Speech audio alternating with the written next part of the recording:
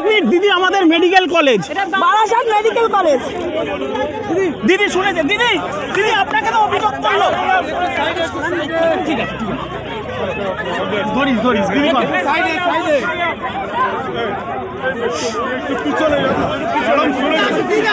দিদিকে আসতে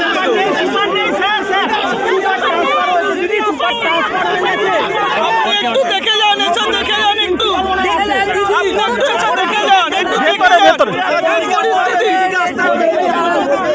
দিদি বলছে তো চুপ করে, এত বড় হসপিটালে তো ফ্রিজের ব্যবস্থা নেই। আমি তো সরে রেখেছি, আমি আরো গাছ দিয়ে রেখেছি। ঘটনা আমাদের অ্যাক্সিডেন্ট হয়েছিল, আমরা নিয়ে এসেছি হসপিটালে, ভর্তি করেছি। তখন কালকে ভর্তি করেছি, মারা গেছে। ওর মাকে দু চোখ ধরে দেখেছে আমার দিদিকে, দেখার পরে তারপরে এখানে নিয়ে এসে মর্গেটে 3 ঘন্টা এমার্জেন্সিতে রেখেছে। রাখার পরে মর্গেটে নিয়ে এসছে। আজকে পোস্টমর্টম রিপোর্ট বের করেছে, আমরা দেখছি ওনার একটা চোখ নেই। কি মনে করছেন আপনারা? চোখটা তুলে নিয়েছে, তুলে নিয়েছে। কথা বলে নিয়েছি এবং যেটা ঠিক করলাম সেটা হচ্ছে, যদি এই ঘটনা কেউ করে থাকে টোটাল এনকোয়ারি অর্ডার দিলাম, এবং 2 হচ্ছে তার বিরুদ্ধে অ্যাকশান নেওয়া হবে, সিসিটিভি ফুটেজও দেখা হবে, এবং যে পরিবারের এই ঘটনা ঘটেছে তাদেরকে প্রয়োজনীয় ক্ষতিপূরণও দেওয়া হবে। যে মারা গেছে তাকে তো ফিরিয়ে পাওয়া যাবে না, কিন্তু যারা এই অপরাধটা করেছে তাদের বিরুদ্ধে যাতে বিচার পান আপনারা, তার জন্য এনকোয়ারি করে শাস্তি দেওয়া হবে। এবং অ্যাক্সিডেন্টটা যেটা রাস্তায় হয়েছে মর্মান্তিক, আমি আপনাদের পরিবারকে সমবেদনা জানাচ্ছি, কারণ মাত্র 35 বছর বয়স, এই এত কম বয়সে তার বাড়িতে কি কেউ আছে কাজ করার মতো? তার বউ কি কাজ করতে পারবে? তিনি বিধবা, মা আছে, মা তো আছে, মায়ের কত বছর বয়স? 50 হয়নি, 48। শুনেছেন শুনেছেন বাড়ির অ্যাড্রেসটা রাইট ম্যাম, লিখে নাও। রাইট ম্যাডাম, রাইট আর বায়োডাটাটাও মার নিয়ে নাও। ঠিক ম্যাডাম। আমি আমার কোটায় যে চাকরি হয় বছরে 2, আমি তার থেকে একটা করে দেবো, কাছাকাছি করে দেবো, যাতে উনি আমার সংসারটা চালাতে পারেন। দেখলেন অনেক রকম চুরি দুর্নীতি দেখা গেছে, কিন্তু এখানে যা ঘটনা আপনারা নিজেরাই শুনলেন। মানে যিনি মারা গেছেন ওনার পরিবার থেকেই দাবি করা হচ্ছে যে চোখ চুরি হয়ে গেছে, চোখ তুলে নেওয়া হয়েছে। মানে শেষে সরকারি মেডিকেল কলেজে এমন অবস্থা যে সেখানে হয়তো চোখও চুরি হয়ে যাচ্ছে। কি বলবেন বা কার উপরে ভরসা রাখবেন? মানে জীবিত মানুষ ছেড়ে দিন, এখন হসপিটালে যদি কোনো ব্যক্তি মারাও যান তো তার জন্যও খুব মানুষের এখন টেনশন হওয়া শুরু হয়ে যাবে। কেন? কারণ মেডিকেলগুলিতে চোখও চুরি হয়ে যাচ্ছে।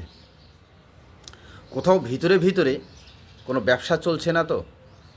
কি বলবেন?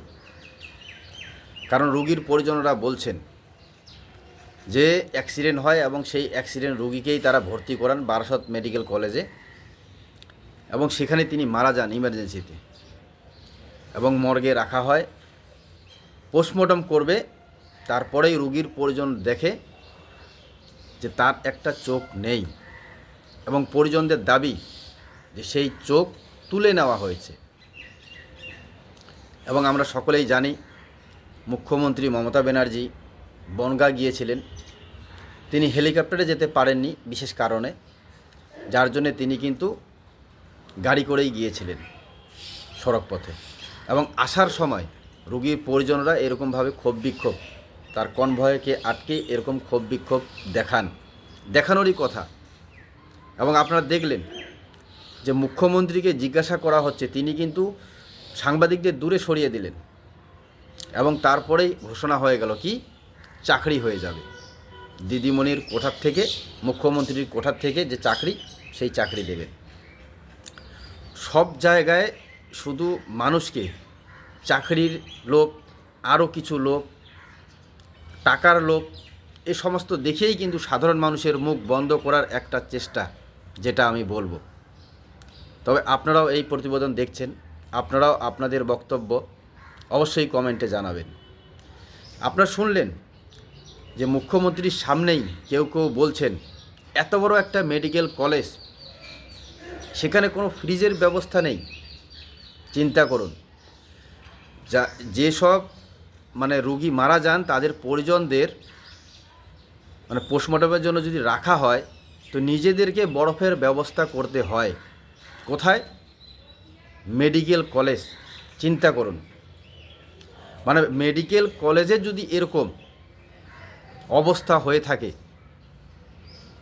তো সাধারণ যে হসপিটালগুলি, সরকারি হসপিটাল, তার কি পরিস্থিতি একবার আপনারা ভাবুন। আর ভাবতে হবে না, কারণ আমরা সাধারণ মানুষ, আমরা প্রতিনিয়ত সাধারণ মানুষকে সরকারি হসপিটালে যেতে হচ্ছে, বাধ্য হয়ে হোক যেমন করে হোক সেখানে সরকারি হসপিটালেই যেতে হচ্ছে, কারণ উপায় নেই তো, সাধারণ মানুষ কোথায় যাবেন। তো এমনিতেই আমরা হসপিটালগুলির অবস্থা জানি, কিন্তু সেখানে দাঁড়িয়ে আপনারা ভাবুন যে একটা মেডিকেল কলেজ, সেই মেডিকেল কলেজে যদি আপনার কোনো রোগী আত্মীয় মারা যায়, তার পোস্টমর্টম হয়, তাকে মর্গে রাখার জন্য আপনাকে বরফ কিনে দিতে হচ্ছে। সরকারি মেডিকেল কলেজের এই অবস্থা। এবং সবথেকে আমি বলবো, আমাদের এখানেও মেডিকেল কলেজ আছে, উত্তরবঙ্গ মেডিকেল কলেজ, যেখানে আমরা কিছুদিন আগেও শুনেছিলাম যে টিচারের অভাবে ইমার্জেন্সিতেই রোগী মারা গেলেন, তারপরে নাকি সেই টিচারের ব্যবস্থা এমন করে দিলেন যে আর কোনো অসুবিধা হবে না, সেই সময় বলেছিলেন। কিন্তু আমরা দুদিন আগে যে ভিডিও দেখলাম সোশ্যাল মিডিয়ায়, খুব লজ্জাজনক বলা যাবে, সাধারণ মানুষের জন্য দুঃখজনক বলা যাবে, যে একজন ভর্তি করা রোগীর তার কোনো পরীক্ষা হবে, যার জন্য তাকে টিচার না পেয়ে, এবং টিচার বারবার চাইতে গিয়েও সে পায়নি, এবং শেষে কোলে করে নিয়ে গেলেন। সেই ভিডিও ভাইরাল, আমরা সকলেই দেখেছি। তো এটা হচ্ছে আমাদের উত্তরবঙ্গ বিশ্ববিদ্যালয়, উত্তরবঙ্গ মেডিকেল কলেজের অবস্থা। তো চারদিকে এরকম ধরনের মেডিকেল কলেজ বানানো আছে, কিন্তু মেডিকেল কলেজগুলির অবস্থা একই রকম। কি বলবেন? সাধারণ মানুষ যখনই এরকম দুর্ঘটনাগ্রস্ত হচ্ছে, কোথাও এরকম চোখ চুরি হচ্ছে, কোথাও হসপিটালে চিকিৎসার অভাবে মারা যাচ্ছে, ওষুধ পাচ্ছে না, তারপরেই কিন্তু এরকম কোনো দুর্ঘটনা হলেই তাকে একটা সান্ত্বনা দেওয়া হচ্ছে। কি সান্ত্বনা? এই চাকরি, নয়তো টাকা। কি বলবেন? শুধু সাধারণ মানুষ আমরা এই কারণেই কি আছি? এবং আমাদের রাজ্যের মুখ্যমন্ত্রী আজ পর্যন্ত, যদিও এখানে বললেন যে সিসিটিভি ফুটেজ খতিয়ে দেখা হবে, এবং যারা এই ঘটনার সাথে যদি জড়িত থাকে তাহলে তাদের বিরুদ্ধে কড়া পদক্ষেপ নেওয়া হবে, কিন্তু আজ অবধি আমরা দেখেছি যে কোথাও কিছু কড়া পদক্ষেপ হলো, বিশেষ করে এই মেডিকেল কলেজ এই ধরনের ঘটনার জন্য। কেননা অনেক সরকারি হসপিটালগুলিতে কিছু স্টাফের গাফিলতিতে, কিছু আবার নার্স ডাক্তারবাবু থাকেন, তাদের গাফিলতিতে অনেক সময় রোগী মারা যাচ্ছে, অনেক রকম ঘটনা ঘটছে। কোথাও দালাল চক্র হচ্ছে, কোথাও জোর করে পয়সা দাবি করা হচ্ছে, কোথাও আবার নানা রকম টেস্ট লিখে বাইরে ঘোরানো হচ্ছে, বাইরে কমিশনের লোভে। কিন্তু ধরা পড়ার পরেও আমরা কি দেখেছি যে হ্যাঁ কোথাও কোনো কড়া পদক্ষেপ হয়েছে? কিন্তু এখানে তিনি আশ্বাস দিলেন যে হ্যাঁ কড়া পদক্ষেপ হবে। তো জানি না কি হবে, তবে আমরা যারা এই প্রতিবেদন, আপনারা যারা দেখছেন, আমরা যারা সোশ্যাল মিডিয়া আছি, আমরা তো চোখ রাখবো, আপনারাও কমপক্ষে খবর রাখবেন যে এই ঘটনায়, যেখানে এক মৃত ডেড বডির তার চোখ উখড়ে নেওয়া হলো, চোখ চুরি হয়ে গেল, এই ব্যাপারে আদৌ কি ধরা পড়ছে, বা ধরা পড়ার পরেও কোনো কড়া পদক্ষেপ হচ্ছে কি না। কিন্তু মনে একটা প্রশ্ন জাগে, কারণ কিছুদিন আগেও আপনারা খবর দেখেছেন যে কলকাতার কোনো এক জায়গায় এই হসপিটালগুলির, এই মেডিকেল কলেজগুলির যে আবর্জনা, যে সিরিঞ্জ, যে স্যালাইনের পাইপ থাকে, সেগুলিকে কিন্তু নতুন করে বাছাই করা হচ্ছে। পুরনোগুলোই আবার নতুন করে সেগুলি আবার নিয়ে গিয়ে বিক্রি হবে, সেগুলি মারাত্মক ব্যাপার। কিন্তু সেই খবর দেখার পরেও সেই খবর কিন্তু দেবে গেল, সেটা নিয়ে কিন্তু কোনো প্রকাশ্যে আর খবর হলো না। কি কারণ? কারণ এগুলি নিয়ে বিজনেস চলতেছে, এগুলো তো আগের থেকেই আমরা সকলেই মোটামুটি খবরের মাধ্যমে জেনেছি। কিন্তু আসলে কি ঘটনা সেটা কি আমরা এখনও আমাদের স্বাস্থ্য বিভাগ থেকে জানতে পেরেছি? কোনো দিনও পারিনি।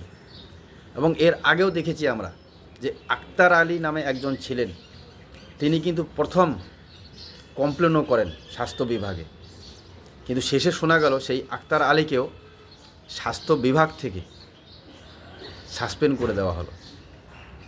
তো জানি না আমাদের রাজ্যে স্বাস্থ্য বিভাগ নিয়ে কি চলছে স্বাস্থ্য ব্যবস্থায়। তো কাজেই জনসাধারণকেই সজাগ এবং সচেতন হতে হবে। তো আপনারা যারা এই প্রতিবেদন দেখলেন, আপনারাও আপনাদের যদি কোনো ব্যক্তিগত মত থাকে অবশ্যই কমেন্টে জানাবেন। সজাগ থাকবেন। ধন্যবাদ।